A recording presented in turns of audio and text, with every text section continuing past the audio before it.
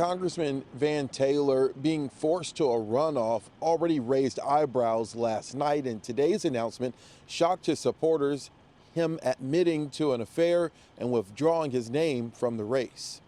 Serve Collin County in the Texas legislature. Two-term Republican Congressman Van Taylor from Plano was already on the hot seat down the final stretch of his bid for re-election. Taylor voted to certify the 2020 election results, and he supported a proposed independent commission to investigate the January 6th riot, which was never formed. The House Speaker later formed a select committee to investigate the attack, which Taylor did not support.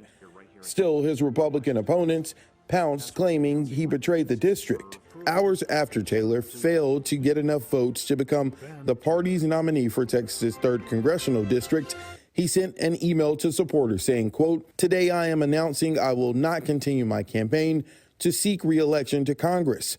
About a year ago, I made a horrible mistake that has caused deep hurt and pain among those I love most in this world. I had an affair, and it was wrong, and it was the greatest failure of my life." His message also says he apologized to his wife and 3 daughters. Breitbart News reported before Election Day, saying the affair involved an alleged payoff of several $1,000s to a woman living in Plano. Fox 4 has not independently verified the details of the report. The report says the woman is a former jihadist previously married to an Islamic State commander. She is widely referred to as the ISIS bride. The report says they met when she became interested in a program to prevent Islamic extremism.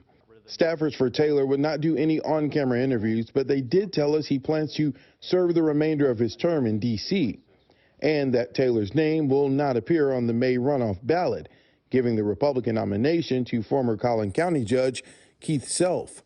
Taylor's message says he let Self know he's out of the race. Self released a statement saying, in part, conservatives who believe family values are the backbone of our nation are held to a high standard. Congressman Van Taylor has decided to suspend his campaign, and it is appropriate to respect his decision. So as mentioned, Taylor will finish his term out in D.C. in Congress. Now, he could be penalized for this. In the House terms, he could be censured by the House, which is basically a public slap on the wrist. But as far as any possible criminal investigations, we talked to a political scientist who says that's not likely. He has until mid-March to formally submit a request to remove his name from the ballot.